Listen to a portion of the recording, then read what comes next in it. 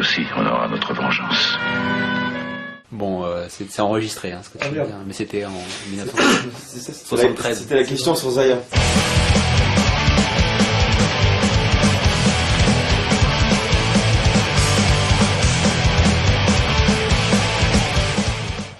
Nous assistons aujourd'hui en France à une multiplication des grèves et des actions de la part de la classe ouvrière, comme par exemple ces employés qui menaçaient de faire exploser leur propre usine. Pourquoi n'y a-t-il pas un regroupement de l'ensemble de ces ouvriers pour former un mouvement de grève générale et par conséquent la possibilité de pouvoir peser politiquement? Est-ce un problème de conscience de classe ou est-ce que ce sont les syndicats contrôlés par le système qui empêchent cette union par tous les moyens? Quand on voit l'histoire du mouvement ouvrier et l'histoire du mouvement syndical depuis ces 30 dernières années, on voit que déjà la condition ouvrière a changé, puisque les couches moyennes, les cols blancs, etc., on a les services, enfin on a affaibli terriblement la classe ouvrière par le tertiaire et par la délocalisation.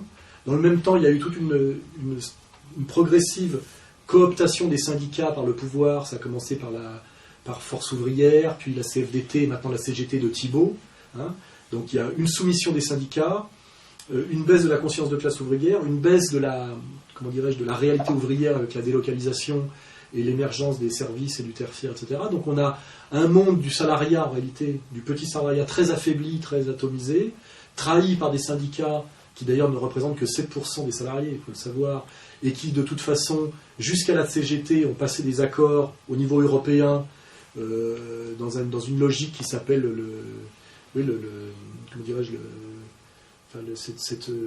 ce grand syndicat européen qui est en train d'être créé sous contrôle de l'UE et qui est une espèce de partenariat, genre on discute sur les augmentations de salaire. C'est Thibault d'ailleurs qui... Oui, Thibault serait pressenti pour être le premier représentant de ce syndicat européen global. Donc effectivement, on a tous ces facteurs qui font qu'aujourd'hui, si on avait de toute façon supprimé la manif unitaire du 1er mai depuis longtemps, c'est parce qu'ils n'arrivaient plus à mettre autant de gens dans la rue qu'avant. Il y a une période d'énorme souffrance du monde du travail et de grande faiblesse politique pour se défendre. C'est une réalité objective, c'est la victoire d'un gros travail qui a fait le capital pour affaiblir le monde du travail dans son unité, dans ses capacités de défense, ce qui se traduit par beaucoup de névrose, de colère, etc. Et on est dans une situation aujourd'hui qui ressemble aux années 1900, quand il y avait les périodes des anarchistes, où les mecs mettaient des bombes, parce qu'il n'y avait aucun espoir de révolution, puisque 1848 avait échoué, les années 1870 avaient aggravé la condition, et on était dans une période la période anarchiste, c'est pas rien, ça, où les types, la solution à la violence bourgeoise était la bombe, voilà. Et ça ressemble un peu, les mecs maintenant veulent faire sauter leurs usines, etc., parce qu'ils n'y arrivent pas, parce que même la grève aujourd'hui n'est même plus un outil très violent pour l'ouvrier, c'est valable que dans les services publics qui sont en train d'être démantelés, parce que la délocalisation, c'est que l'ouvrier ne peut même plus menacer de ne pas travailler, on lui menace de lui retirer son travail, de toute façon. Parce que de toute façon, il est délocalisé. Je veux dire, il va faire la grève, quoi. Il est chômeur. La grève de chômeur, ça ne gêne personne. Donc de toute façon, on lui dit, sois déjà content de ne pas être chômeur. De toute façon, si tu pètes de travers, on te délocalise. Et aujourd'hui, les types qui veulent faire péter leurs usines, c'est plus comme... La grève générale, c'était un moyen, et c'était l'espoir du syndicalisme révolutionnaire, de mettre la bourgeoisie à bas, parce que si le prolétaire français ne travaillait pas, la bourgeoisie était complètement émasculé de ses moyens de rente. Mais aujourd'hui que le capitalisme est financier et mondialisé, l'ouvrier français, il a juste à supplier qu'on daigne ne pas lui supprimer son travail, puisque de toute façon, son boulot peut être fait demain par un autre moins cher que lui ailleurs. Voilà, tout a été mis en place pour que ce soit possible. Donc la seule chose qu'a l'ouvrier aujourd'hui, c'est l'action violente, le recours aux médias, et quelque part à la commisération du public, c'est-à-dire qu'on dit comme les Conti par exemple. Oh, c'est dégueulasse, oui bien sûr. Ouais. Et puis le représentant des Conti, il est bien gentil, mais au niveau politique, c'est pas une fusée. Je crois qu'il sort un discours en gros qui est un discours NPA écolo, quoi. C'est-à-dire quand on le laisse parler. Donc il a sa colère, il a très peu de conscience politique, très facilement manipulable, parce qu'on a beaucoup joué sur les vedettes individuelles à l'époque, on a cassé les syndicats, on a fait ça avec les routiers au début. On mettait le truc du mec hors syndicat, tu sais. C'est-à-dire que tout aujourd'hui concourt à... Enfin, il y a un travail qui est fait pendant 20 ans, où les syndicats sont collabos et affaiblis. On a monté des gars hors syndicat pour encore affaiblir un peu plus. Les travailleurs n'ont plus de menaces à faire peser sur le capital, les travailleurs français, parce que de toute façon, leur force de travail ne vaut plus rien sur le marché du travail. C'est-à-dire ça serait presque aujourd'hui à l'État d'accepter par charité publique et par solidarité sociale de faire semblant d'accepter d'acheter la force de travail du travailleur alors qu'on n'en a plus besoin. C'est-à-dire qu'on va vers une société du RNI généralisé, en gros, parce que la délocalisation est à chaque fois la réponse. Et d'ailleurs, je le redis, les mecs ils gueulent non pas parce qu'on ne leur augmente pas leur salaire et ils ne menacent pas de faire une grève, ils menacent de faire péter une usine parce que le propriétaire de l'usine est en train de la vider entièrement pendant le week-end pour délocaliser. Voilà. Et donc on est dans une situation de tragédie ouvrière et d'impuissance ouvrière qui ressemble au climat anarchiste des années 1900. C'est pas très bon signe. Le seul espoir, c'est que cette condition ouvrière, c'est la même, de mise au chômage et de paupérisation, c'est la même condition aujourd'hui qui est appliquée aux classes moyennes et à de plus en plus de cadres, de col blanc. Donc on peut espérer aujourd'hui que le salut du mouvement ouvrier ne vienne pas du mouvement ouvrier tout seul, mais du fait qu'à un moment donné, il opère la jonction avec la classe moyenne, ce qui a toujours été la terreur du capital en réalité depuis toujours, la jonction classe moyenne-prolétariat, et que l'espoir révolutionnaire ou l'espoir de bras de fer social contre le capital ne peut passer aujourd'hui, c'est certain, que par une alliance classe moyenne et petit salariat. Hein. Et ça oblige à réviser toute la lecture, tout le catéchisme socialo-marxiste d'Arlette Laguillet et des syndicats. Parce que l'alliance classe moyenne prolétariat, historiquement, c'est considéré comme fasciste. Hein, voilà.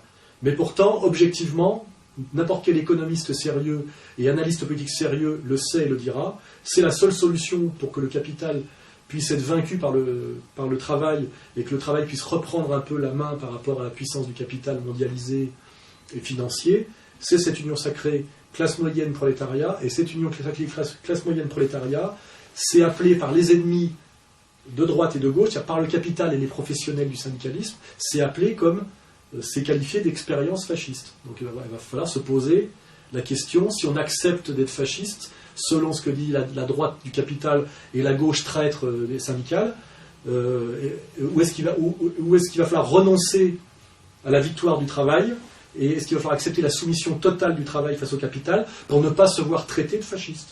Voilà, parce qu'en gros, c'est ça, comment dirais-je, le contexte de demain. Mais justement, est-ce que les syndicats n'empêchent pas cette jonction entre la classe moyenne et les petits salariés ? Eh bien, évidemment oui, par tous les moyens. C'est presque aujourd'hui leur fonction et leur travail. C'est d'empêcher cette jonction. C'est le discours d'Arlette Laguillet, travailleur, patron. C'est la phrase de François Hollande qui dit « Je n'aime pas les riches ». Et en faisant ça, il montre du doigt un type qui gagne 4 000 euros. C'est-à-dire qu'il gagne 10 fois moins que lui, parce que lui et sa femme, ils gagnaient 40 000 euros, je crois, par mois, sans ce qu'on sait, officiel, hein, il y a ce qu'on ne sait pas. Mais tout le travail de la gauche officielle aujourd'hui, c'est de montrer comme riche le petit patron, l'artisan et le commerçant, qui est la vache à lait de la fiscalité française, et de cacher effectivement les vrais riches. Donc effectivement, toute cette mascarade aujourd'hui, elle est là. Le rôle des syndicats, effectivement, est d'empêcher par tous les moyens la vraie jonction révolutionnaire de la petite bourgeoisie et des salariés et des petits salariés. Hein, parce que dans les grands salariés, on peut mettre, comment dirais-je, les technogestionnaires du capital. Il ne faut pas oublier que dans le salariat, Alain Minc est un salarié, comment il s'appelait, Messier était un salarié. Vous voyez, donc voilà, je parle des petits salariés. Hein, petits salariés, petits patrons, c'est les pauvres et les travailleurs. Contre eux, ils ont les grands patrons et les grands salariés, qui sont l'actionnaire et le technogestionnaire de la société par action. Et tout ça demande de faire une relecture marxiste, une réactualisation des rapports de classe et de la lutte des classes.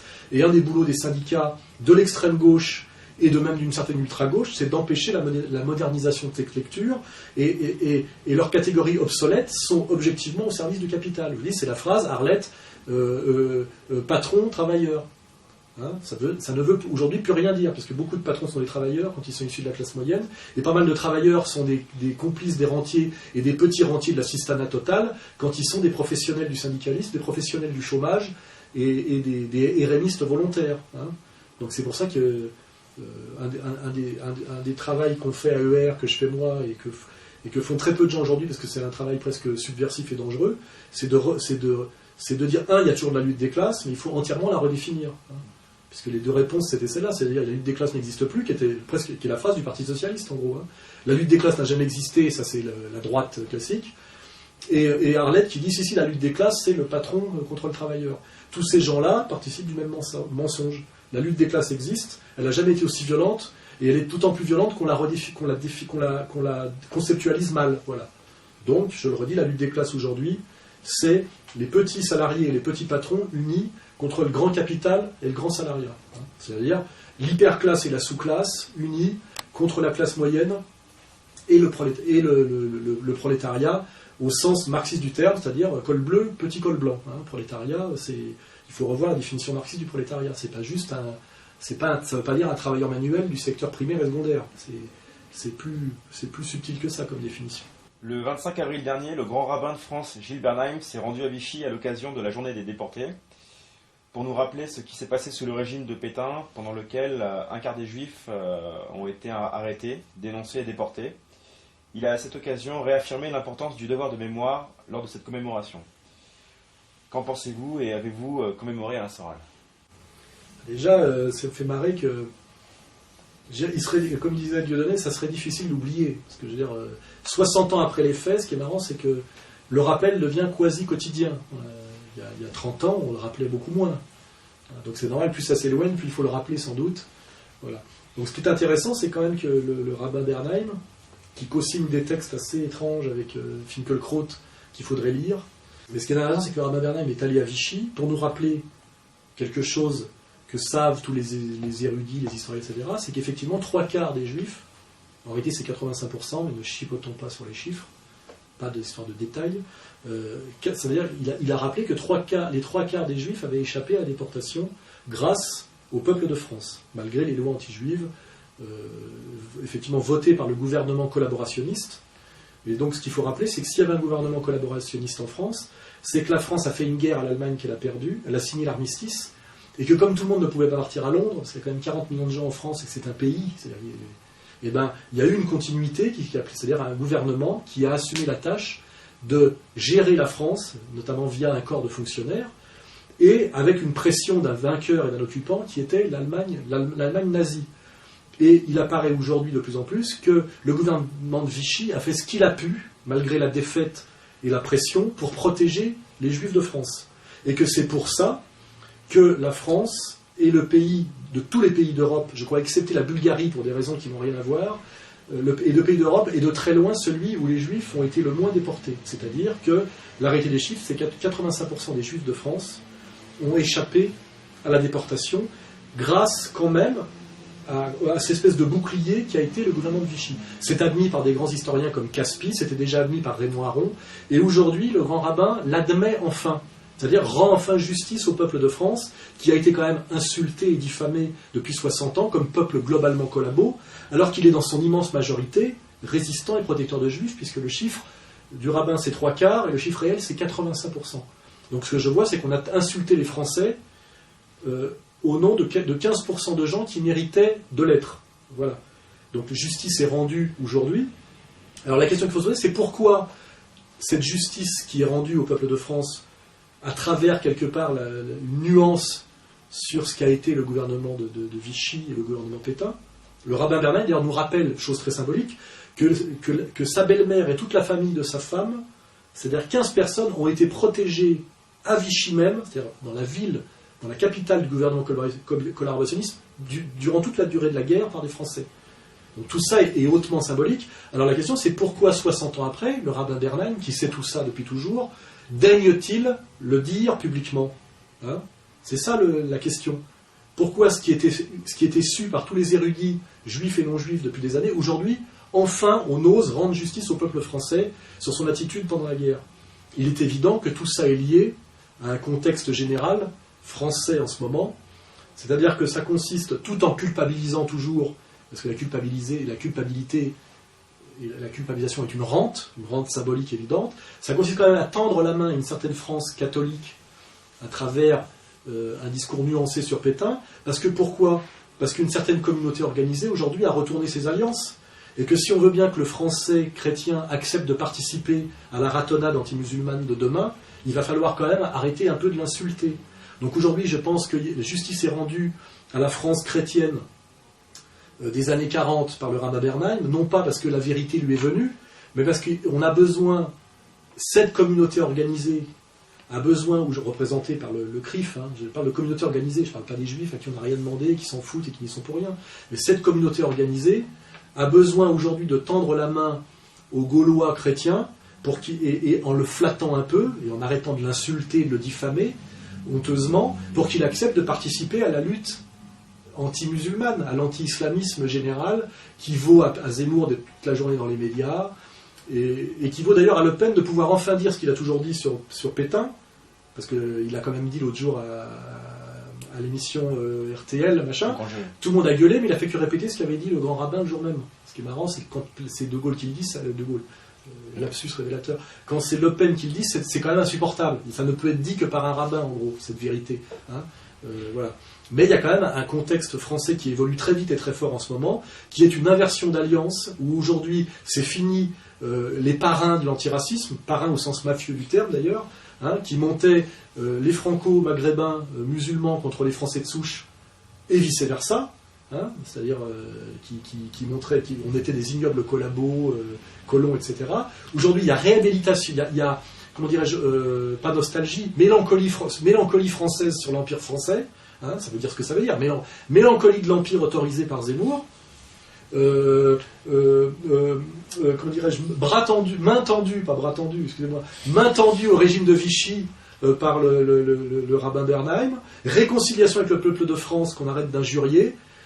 Pourquoi ? C'est pas le triomphe de la vérité, de l'honnêteté et la fraternité avec les Français. C'est qu'il y a encore un bouc émissaire caché derrière, il y a encore un mec qui doit payer l'addition, et il y a encore un type qui doit passer à la casserole. C'est pas une réconciliation globale.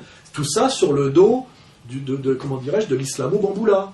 Voilà, c'est ça qui est tragique. Ça a beaucoup à voir sans doute, même si c'est peut-être un hasard, avec les intérêts d'Israël et avec ce qui se passe au Moyen-Orient. Concernant d'ailleurs cette communauté musulmane, il est important de rappeler qu'un vigile d'origine arabe a été tué à Bobigny par 6 jeunes de confession juive, et le traitement à minima de cette affaire, sur le plan politico-médiatique, a suscité une grande colère de la part des musulmans français, notamment par les propos de Gilles Bernheim qui soutenait que ce vigile aurait tenu des propos antisémites. Ce qui est dégueulasse, c'est qu'évidemment on ne sait pas si ce vigile a tenu des propos antisémites. C'est une fois de plus une dégueulasserie de le sous-entendre. Au départ, c'est un vigile dans un bricot, je sais pas quoi, un commerce de bricolage de grande surface qui est là, et je crois qu'il y a un couple de personnes qui veulent rentrer alors que c'est la fermeture, il est 19h et qu'on peut plus rentrer. Il y a une altercation donc qui est qui n'a rien de religieux ou de communautaire au départ. Peut-être que des injures fusent, mais personne n'est là pour le savoir. Donc le rabbin Bernheim non plus, donc il ferait mieux de se taire sur ce sujet-là, parce que les caméras de surveillance, soi-disant, étaient malheureusement en réparation, donc on ne saura jamais, parce que c'est à chaque fois qu'il y a des choses comme ça, que ce soit la mort de Lady Di ou d'un pauvre vigile, les caméras qui devraient être là et permettre de voir, elles sont en réparation. C'est pas de chance, c'est toujours comme ça, comme pour le Pentagone, il n'y a pas une caméra non plus pour qu'on voit si réellement il y a eu avion, voilà, c'est intéressant. Donc, ce qui est dégueulasse, c'est de dire, en gros, que ce type-là aurait tenu des propos antisémites, hein, ce qui est c'est probablement faux. Ce qui est certain, c'est qu'après cette altercation, ce couple, je crois, est revenu avec 4 autres personnes juives comme eux, de même confession, et qu'ils l'ont, je crois, d'après l'enquête, tasé et noyé, et que le type est mort. Et ce qui est étrange, c'est que si ça avait été un vigile maghrébin tué par des voyous français, imaginons même avec le crâne rasé, le lendemain, ça aurait fait la une de tous les médias, hein, crimes racistes, etc. C'est classique. Si, en plus, ça avait été un vigile juif tué par 6 Gaulois, ça aurait été, alors là, le ministre, le président de la République, l'affaire qui recommence du RER, du machin, enfin toutes ces affaires, Halimi, etc., on en aurait eu pour une semaine. Hein. Là, il n'y a rien eu. Le lendemain, alors qu'on s'attendait à ce qu'on en parle à l'ouverture du journal, on a eu droit à l'agression de Grenoble, où c'était un petit Français poignardé par un voyou, sans doute, d'origine immigrée. Donc, et là, ça révèle quand même quelque chose, c'est que il y a quand même un lien entre l'appartenance communautaire et la réaction des médias. Ça, il faut être idiot ou très très trouillard pour ne pas oser l'admettre. La non-médiatisation de ce vigile maghrébin de confession musulmane tué par 6 juifs a quand même nous permet de nous poser des questions sur une certaine domination communautaire des médias et du traitement médiatique. Et avec toujours la question du deux poids deux mesures, de l'instrumentalisation, et surtout de la stratégie de la tension. Parce que moi je serais d'accord pour qu'on minimise ce genre de fait, parce que ça crée des tensions communautaires. Mais à ce moment-là, qu'on le fasse pour tout le monde, et pour l'affaire Halimi, qui est un truc crapuleux, mais qui n'est pas, comment dirais-je, symptomatique d'une situation sociale en France générale. C'est très très maladroit, malhonnête et dangereux de faire mousser ce genre d'affaires et d'en faire des affaires symboliques, politiques générales. On devrait le faire pour tout le monde, de minimiser. Il y a derrière une stratégie de la tension orchestrée chaque fois qu'elle peut nuire. D'abord, avant c'était aux Français de souche, et maintenant c'est surtout d'ailleurs aux Français d'origine immigrée, d'origine du Maghreb et de confession musulmane. Donc tout ça est très malsain et très dangereux. En dernière instance, tout ça, qui n'intéresse qu'une petite élite, va avoir un effet très préjudiciable sur l'immense majorité des Juifs qui n'ont rien demandé. Pourquoi aller foutre les Juifs dans la merde pour des histoires de fantasmes de domination religieuse ou d'ultrasionisme, voilà, qui sont contraires à la fraternité française, voilà, et aux intérêts des citoyens juifs en dernière instance. Voilà. C'est ce que je dis depuis le début, c'est volontairement mal compris, non pas par les juifs moyens qui n'ont jamais demandé leur avis, mais par les élites communautaires. Mais je pense que le message passe de mieux en mieux, devient de plus en plus crédible, et beaucoup aujourd'hui de juifs me disent c'est vrai que tu as raison. Il est même de notre intérêt d'être d'accord avec toi. Voilà. Parce que c'est ce que je dis en dernière instance, il est de votre intérêt de rejoindre égalité et réconciliation. Par ailleurs, le CRIF a protesté contre le texte européen l'appel à la raison, un texte qui critique la politique israélienne. On retrouve d'ailleurs parmi les signataires BHL et le philosophe Finkielkraut, qui donc sont signataires de ce texte. Est-ce que selon vous, il y a une division au sein de la communauté juive concernant la question israélienne ? C'est évident, il y en a toujours eu d'ailleurs. Mais sur ce texte, moi déjà, quand je sais que Bernard Lévy signe un truc, ça sent déjà pas bon. C'est pas... voilà, en fait, le problème, c'est la défense d'Israël, quoi. C'est-à-dire, la gestion d'image. Alors, comment, moi, je peux dire que ce texte n'a aucun intérêt ?